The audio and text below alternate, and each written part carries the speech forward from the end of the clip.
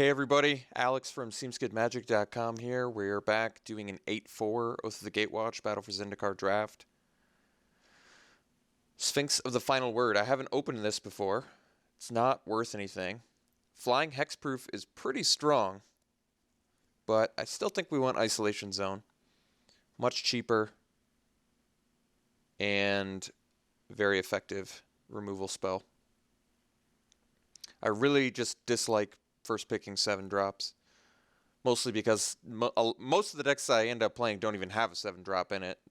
I like to keep my curve low. Some people still think this is more of a 2-3 mid-range format. I've really found kind of the complete opposite. I've found it to be a very aggressive, fast format for the most part. I've definitely played against some mid-range. Well, past a Fall of the Titans is pretty remarkable. There must have been someone took an uncommon over it. That's pretty shocking, to tell the truth.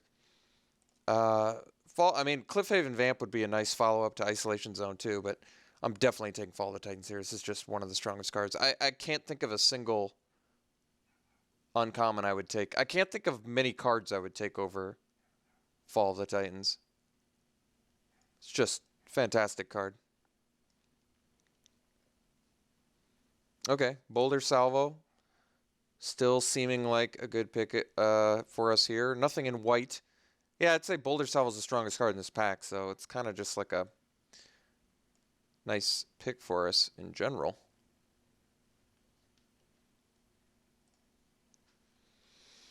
Well, Embodiment seems like yet another good follow-up to the picks we already have. Blinding Drone is also very good. I like Havoc Sower a lot, but Embodiment has been really good in the format for me every time I've played it. I've always been worried playing against it.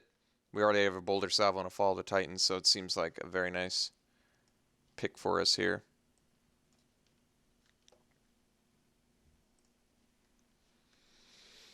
Here, I think Spawnbinder Mage is better than Flameseeker. Baloth Pup's pretty good. Nothing like remarkably strong in this pack.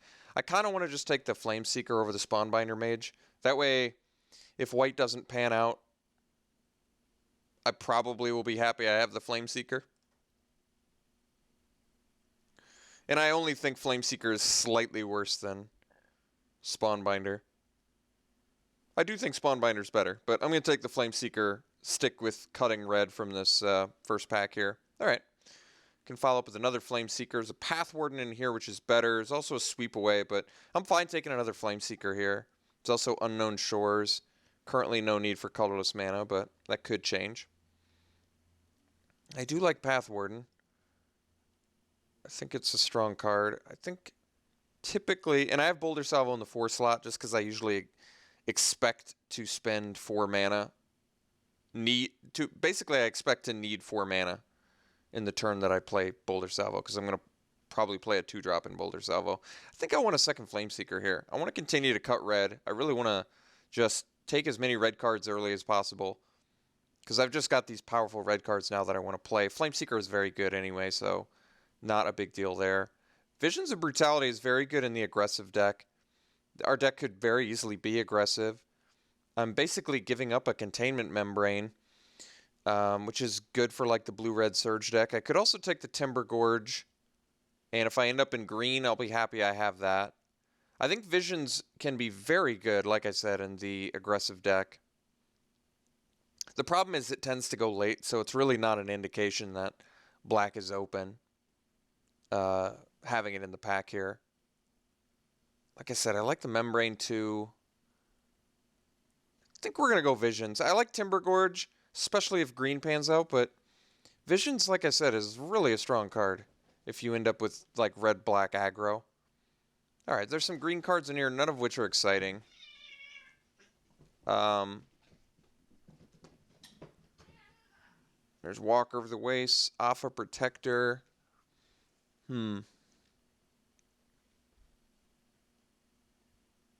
Alpha Protector, I guess, works well with the Flameseekers and keeps us a little bit closer to the Isolation Zone. None of these green cards matter. Pulse is playable. I'm going to take the Protector. I like Searing Light. You know, Consuming Sinkhole does deal 4 damage to a player. Always forgot that about it. Exile target land creature is so disappointing, though. Really should be exile land. I don't think that's overpowered. Or deal 4 damage. That really would not be an overpowered card, in my opinion. We'll take the Searing Light here, though. I like it. Okay, Scythe Master over the Gambit. All right. Kind of moving towards red-white aggro. I'm okay with that. Offer Protectors and multiples, not that exciting. Maw is typically better than Pathfinder. No, I think it is probably better than Pathfinder, but I mean, both of them kind of need colorless mana to be good. I'm going to take the Maw just in case I end up with some wastes. All right, I guess I'll take a Reflection. Reflection for days. Got it. All right. So, pretty successful start to pack 1, actually. We're likely in red-white, so we've got our color combination sort of mapped out. We've got some very powerful cards in Isolation Zone, Fall of the Titans, Boulder Salvo, Embodiment. So picking up 4 powerhouse cards in pack 1 does make me feel pretty good. And here's a Glade Heart Cavalry, another Cliffhaven Vampire. I probably just want the Ondu War Clear. There's also an Oblivion Strike in here. So I could take the... Oops. I don't want to take Untamed Hunger, though. I'm cool with taking Ondu War Cleric. I think red-white typically wants to be aggressive. We already have a couple other allies that go well with it. Our late-game plan of Fall of the Titans is currently not bad. I don't think Dazzling Reflection or Visions of Brutality is going to make it. Now, I do only have 4 white cards currently, which means I could just slam first pick Oblivion Strike and still have the Visions of Brutality. But Ondu War Cleric's a great card. It's a great 2-drop. I'm just going to take it. Another Cliffhaven Vamp. That's so crazy to me. I don't think I'm going to ditch out on red. Certainly not now after I've passed 2 of them. I like Cinder Hellion, actually. I think it's a fine card. I could take the Scythe Master, though. We can start getting off of the Protector plan. We can also take the Holdout Settlement. Maybe wheel the Scythe Master. There's also a Brute Strength. I definitely want to make sure I have enough cheap creatures. Offer Protectors might just get the boot to Scythe Masters. Go more for a beatdown sort of build, which I think is appropriate. Yeah, I can take Holdout Settlement from like Maw of Kozilek. I mean, Maw is very good if you have the colorless to support it. But red-white typically doesn't want colorless. I'm going to take the Scythe Master. I'm just going to assume that we're going to be playing beatdown, and I'm going to want some efficient creatures. Like Sky Climber I can take here. There's also Wall of Resurgence. Sky Climber has the potential to evade. Wall of Resurgence does give you a land creature. I mean, 2 creatures, which is good. Probably just want the ally, though. That has the potential to fly. I like that. Press into Service actually seems like a nice aggressive card, but I still think we're looking at Boulder Salvo here. So now I kind of want to get off the Offer Protectors. I'd rather just play cards that aggressively attack or remove my opponent's stuff. I don't even think Maw's likely to make it. I can consider it. Let's take the Boulder Salvo here, though. So we definitely want our curve to get lower, if at all possible. Aeronaut's a great pickup. Not a hyper-aggressive card, but it evades. It's going to work well with like our Boulder Salvos. So I like it. Now we could use some support. It's also an ally. Tyrant's a nice pickup. Tyrant's just a strong card. We're not giving up anything for it, so another Maw, but I think Tyrant is just very good. Let's expect to end up probably paying 7, which I did say earlier I don't like 7 drops for the most part, but in this case I think... Well, Expedite turns on Salvos and turns on Tyrant. This might actually be an Expedite deck. And it turns on Fall of the Titans. Yeah, I think we're just taking Expedite. Like, I could take Wastes, but let's just make this red-white surge kind of work, I think. I guess Bonesaw, too. Bonesaw is going to be great with Tyrant. Yeah, you know, I'm actually... I'm on board with Bonesaw in this deck, actually. Especially since we look like we can be pretty beat down. It's going to be nice on Sky Climber, Aeronaut, Scythe Master. Spawnbinder is a good pickup for us. It's a late Birthing Hulk, though. Can take a second Bonesaw. Probably want the Brute Strength. Brute Strength's pretty good. I don't need to play multiple Bonesaws. And Brute Strength can still turn on Boulder Salvo, too. I mean, you typically want to play it as an instant, which makes that a little bit less likely. But Brute Strength on a Scythe Master, too, is very good. We're just going to take it. I think that just lets us push damage through pretty effectively. So we're likely to still just be a 17 land deck, despite the fact we have the Tyrant of Valakut. I still think that's ultimately the game plan. I can take the Sinkhole here. Not likely to end up playing it, but like I said, it does burn for 4. I probably want the Mighty Leap now over multiple consuming Sinkholes. It'd be pretty tough to burn your opponent out with Sinkholes, but it is possible. We just need to lower the curve of our deck a bit, and I think we are in good shape. I still don't regret picking up Tyrant of Valakut. Tyrant of Valakut, if you play it in the same turn as Bonesaw, is just going to be pretty bonkers. Unfortunately, Searing Light, not the best with Surge, but it does, I mean, it theoretically can work. You just have to attack in and profitably use it, and then you get to follow up with a Surge. I guess since Fall of the Titans is an instant, you can even go Searing Light and immediately Fall of the Titans, but still not horribly exciting. All right, I'd prefer to not play Walker of the Way, so we'll confine it to sideboard for now. Deck looks fine, though. I think we've got a good game plan going here. Didn't manage to pick up a ton of removal there. Oh, we got a Salvo out of that pack. Ended up getting the Bonesaw anyway. So this is actually kind of doing it. Only have 10 creatures right now, though. Bonesaws with Fall of the Titans and Tyrant. I think these Bonesaws are just a lock for the deck. So unfortunately did not end up with either of the insane cards for this deck, which would have been Weapons Trainer or Stonehaven Outfitter, but I'm certainly not going to complain about the goodness we already have. All right, Angel of Renewal, I admit, does not exactly fit in with the keeping the curve low anthem of the deck, but Angel of Renewal is just such a bonkers card that I really want it here quite a bit. I'm going to take it over Invoker for sure, and Medic.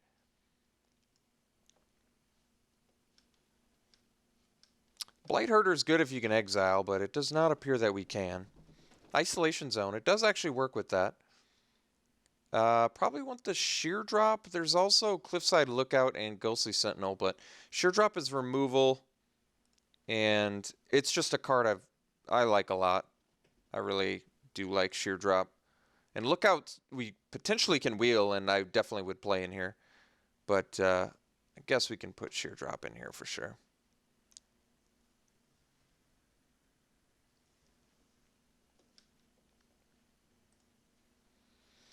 All right, so there's Valakut Predator, which I do want, but I think we value outnumber more, especially in our Surge deck. We definitely are going to need some more creatures, but I'm hoping for some good wheels to make that happen. I guess I can count Sheer Drop as potentially a 6-drop 3/3, which is not ideal, but maybe we wheel the Scout or the Predator. Scout's going to be good with the Bonesaws, and Predator's just awesome.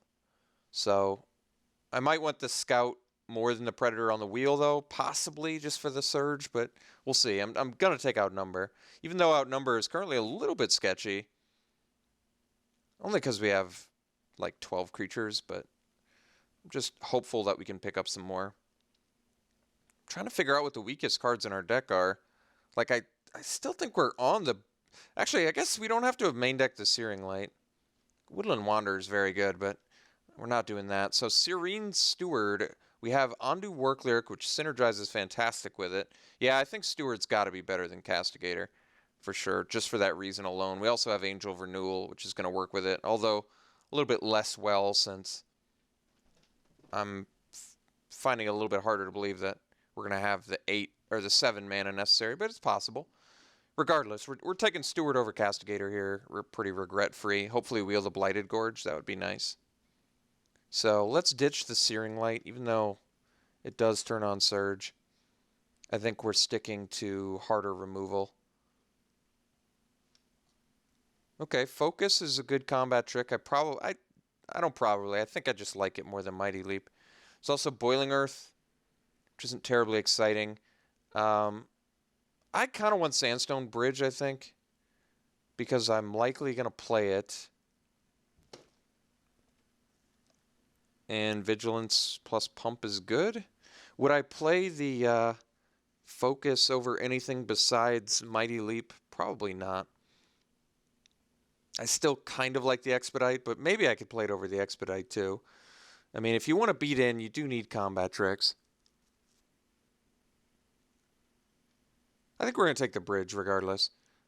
Like I said, I kind of like the pump land. All right, Core Blade Whirl seems very good for us since it's both an aggressive 2-drop, it's an ally, it works well with... We have like all allies. Do we have all allies? 1, 2, 3, 4, 5, 6, 7, 8, 9, 10 allies? That's a nice ally count. Soon to be 11. All right, now I'm actually wondering what we're cutting. Maybe the Mighty Leap. I still think I like Expedite more, but I'm going to need combat tricks. Our dudes are little.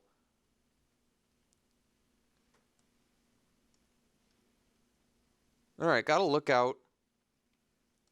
I think we're playing that too. So now this is starting to become a little bit confusing. I want the Looming Spires too, I think. Makes playing our expensive stuff a little more sketchy, but it lets us attack in. I could take the Cub, but it doesn't super fit in thematically with the deck. We're going to take the Spires here. I still think we want to be 17 land deck, though. All right, Tactics I just like more than Mighty Leap for sure. Maybe we're off Expedite? I don't know. Starting to get difficult. I'm definitely not off the... well, Cliffside Lookout's worse in multiples. I just don't think I need it. Even though it does... It's okay. I kind of am happy with 1. They really do get bad in multiples. Otherwise, they're just a 1-mana 1/1. Maybe we just hate like a Vampiric Rites, which can be good for the right deck. All right, I got the Scout. I might actually just play the Scout. I'm thinking I probably am with Double Bonesaw. I still feel like I'm likely 17 lands, though. All right, let's take the Intruder. Well, Mantis can be annoying, too. Mantis is probably more annoying than Miss Intruder. All right. So we have a good deck. We have cuts to make, which is a good problem to have. So we're in good shape here. We're going to play 17 lands. We have a Sandstone Bridge and a Looming Spire, too, which I like for this deck. Yes, I mean, this deck looks good. There's nothing really that's weak about this deck. I think we might actually just cut the Expedite.